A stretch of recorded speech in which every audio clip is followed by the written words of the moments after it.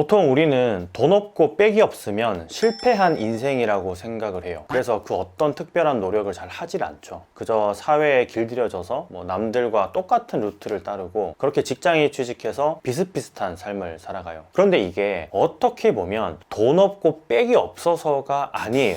그렇게 살아가는 게. 태어나면서부터 특별한 사람은 정말 손에 꼽을 정도거든요. 대부분의 사람들이 좀 평범하게 태어난다라는 거죠. 어느 한 책에 이런 구절이 있었는데 모든 인간은 특별하게 태어나서 평범하게 죽는다라고요. 그런데 저는 반대로 생각해요. 모든 인간은 평범하게 태어나지만 노력 여하에 따라서 특별하게 죽는다라고 말이죠. 제가 오늘 돈 없고 빽 없는데 잘 살고 싶으면 따라해야 하는 3가지를 말씀드릴 건데요. 이건 제가 이야기하는 게 아니라 에드 마일렛이라는 세계적으로 인정받은 기업가이자 강연가 그리고 동기부여 전문가가 이야기를 해준 거예요. 포브스 선정 50세 이하 최고 부자의 반열에도 올랐던 사람이기 때문에 이 말을 꼭 명심해서 인생을 좀 살아갔으면 좋겠다라는 생각을 했어요. 제가 이런 이야기를 하는 이유가 한 번 더의 힘이라는 그 자기계발서에서 힌트를 굉장히 많이 얻었기 때문인데 저는 자기계발서를 그다지 좋아하는 사람은 아니었어요. 아니 오히려 좀 싫어했죠. 다 똑같은 이야기만 하는 것 같고 내 실생활에 큰 도움이 되지 않는다고 생각했었으니까요. 하지만 불과 몇 년 전부터는 주기적으로 자기계발서를 정기적으로 읽고 있어요. 이게 제 생활에 좀 자극이 되더라고요. 한 번 더의 힘 역시도 꽤나 많은 자극을 받았는데 정말 돈 없고 빽 없으면 이렇게 해야만 한다라는 생각이 좀 많이 들었어요. 돌이켜보면 저도 돈도 없었고 빽도 없었던 사람이었기 때문에 책에서 이야기하는 대로 조금 더 일찍 깨우쳤다면 하는 좀 아쉬움은 있어요. 사실 제가 근 한 달 동안 읽은 3권의 자기계발서인데요. 사실 한 권은 예전에 샀다가 다시 한번 읽은 책이고 또 한 권은 최근에 후킹이 되어서 산 책인데 어쨌든 다 읽었고요. 또 한 번 더 힘 이 책은 지금도 아직 읽고 있어요. 한 번 다 읽었지만 제가 메모하거나 접어놓은 부분을 새롭게 다시 지금 읽고 있는 중이에요. 그럼 지금부터 포브스 선정 50세 이하 최고 부자 에드 마일렛이 이야기하는 흑수저가 성공하는 3가지 비결에 대해서 한번 말씀을 드려볼게요.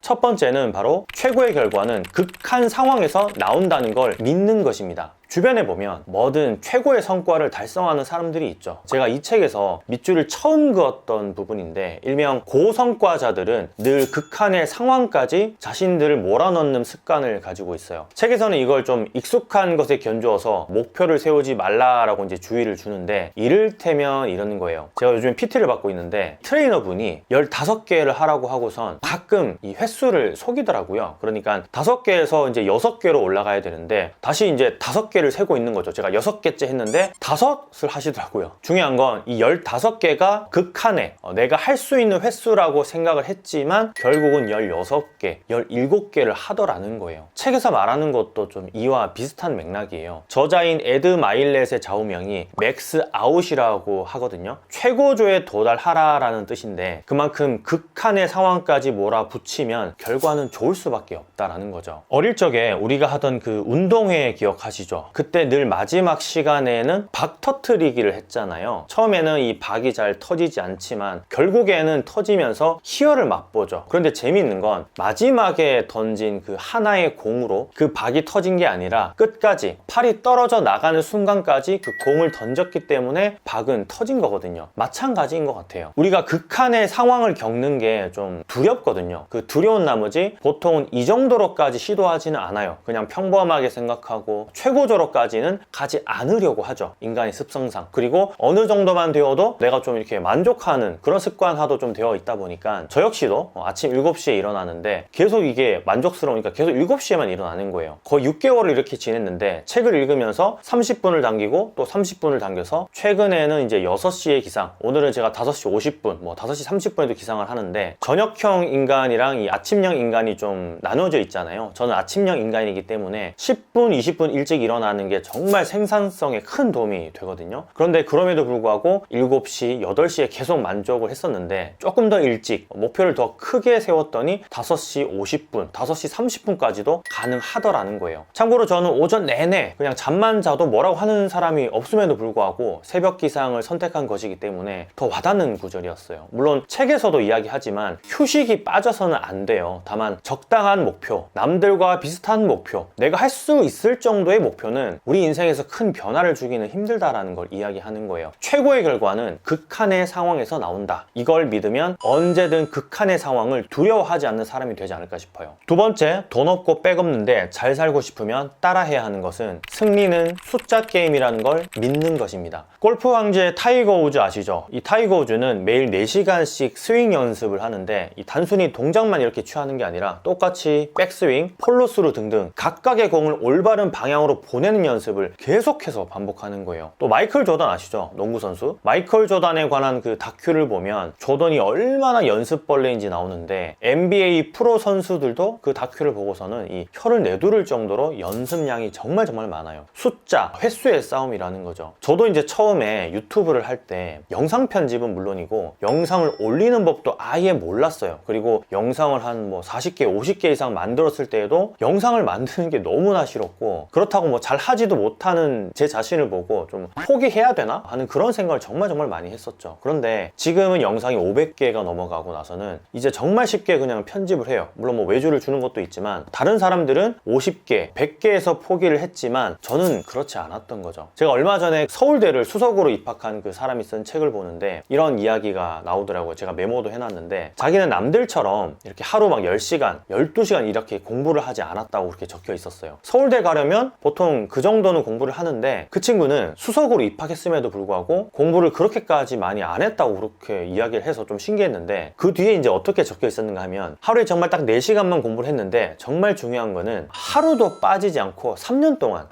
그렇게 하루에 4시간씩 공부를 했다고 그렇게 적혀 있더라고요. 소름이 쫙 돋았는데 여러분, 이게 양보다 습관화된 횟수로 결과물을 만들어낸 거라는 생각 좀 들지 않으세요? 저는 그런 생각이 정말 많이 들었어요. 이 책의 제목 역시도 이 한 번 더의 힘이잖아요. 이게 거의 좀 핵심이라고도 할 수 있는데, 많이 와닿았던 게 기회를 무궁무진하게 가질 수 있는 게 한 번 더라는 이야기였어요. 남들은 그 기회를 가질 수 있지만 대체적으로 한 번 더는 시도하지 않는다라는 이야기예요. 경쟁자들을 따돌리는 방법 중에 내가 타고난 사람이 되거나, 좀 그건 힘들겠지만, 혹은 경쟁자들보다 기회를 더 많이 얻는 것이 있는데, 타고나는 것은 진짜 운이 따라야 하는 거잖아요. 그런데 기회를 더 갖는 건 본인의 결정에 의해서 가능한 것이 되는 거예요. 한 번 더 시도를 하면 기회를 계속해서 얻는 거니까요. 제가 이 구절을 읽으면서 문득 오래전 기억이 좀 떠올랐어요. 쉽게 포기했었던 그런 수많은 일들이요, 제가 살아오면서. 지금도 여러 가지의 도전을 하고 있지만 정말 좋은 말인 것 같아요. 이 말은 도전하면 새로운 기회를 계속 얻는다. 정말 미친 인사이트 아닌가요, 여러분? 자, 그리고 마지막 세 번째, 돈 없고 백 없는데 잘 살고 싶으면 믿고 따라해야 하는 것은 채우려면 비워라입니다. 아마 익히 알고 있는 내용일 수 있는데, 영화배우 브루스리의 명언으로도 좀 유명해요. 목표를 얻기 위해서 우리가 해야 하는 건 채워나가는 것이 아니라 과거의 것들을 비워나가는 과정이다라는 거예요. 내가 그동안 살아오면서 가졌던 어떤 생각, 행동, 습관 이런 것들, 이것의 결과치로 지금 현재를 살아가고 있는 우리가 있는 거거든요. 그런데 만약에 이걸 정말 새하얗게 다 비울 수만 있다면 무에서 시작을 할 수 있는 거잖아요. 물론 현실적으로 불가능한 이야기이겠지만 기억을 다 날릴 수는 없잖아요. 기억이나 습관이나 행동을 다 날릴 수는 없기 때문에 이제 책에서 에드 마일렛은 이렇게 이야기해요. 그 공간을 더 넓혀서 다시금 채우는 쪽으로 방향을 정하면 된다라고 그렇게 이야기를 하고 있어요. 비워내지 못하는데, 전혀 이렇게 틈이 없는데 새로운 목표, 새로운 다짐, 새로운 성공의 열정을 내가 만든다고 해서 담아지는 게 아니라고 이렇게 이야기를 하는 거죠. 비워내거나 공간을 넓힌다라는 걸 저는 좀 세계관 확장으로 받아들였는데, 시야를 조금 더 크게 보는 거. 더닝크루거 효과라는 말 들어보셨죠? 잘못된 결과가 나오더라도 능력이 없기 때문에, 시야가 좁기 때문에, 잘 알지 못하기 때문에 그걸 알아차리지 못한다는 용어예요. 왜 잘못되는지 모른다라는 거죠. 쉽게 말해서 이제 아는 만큼 보이고 모르기 때문에 담을 수 없다라는 걸 의미해요. 그래서 좀 비워내는 게 힘들면 그 공간을 넓혀서 세계관을 확장시켜서 좀 더 크게 생각하고 넓게 봐야 한다라는 거죠. 내 혼자의 힘으로 되지 않는다면 나보다 뛰어난 사람을 통해서 확장을 해야 하는 거고요. 우리가 강의를 듣거나 책을 보거나 혹은 멘토를 삼고 계속해서 대화를 하는 이유가 이런 세계관 확장에 큰 도움을 받기 때문이거든요. 결국 또 이제 책으로 좀 귀결되는 것 같긴 한데, 어쨌든 비워내고 확장시켜서 더 폭넓게 사고할 수 있다는 걸 좀 말하고 싶어요.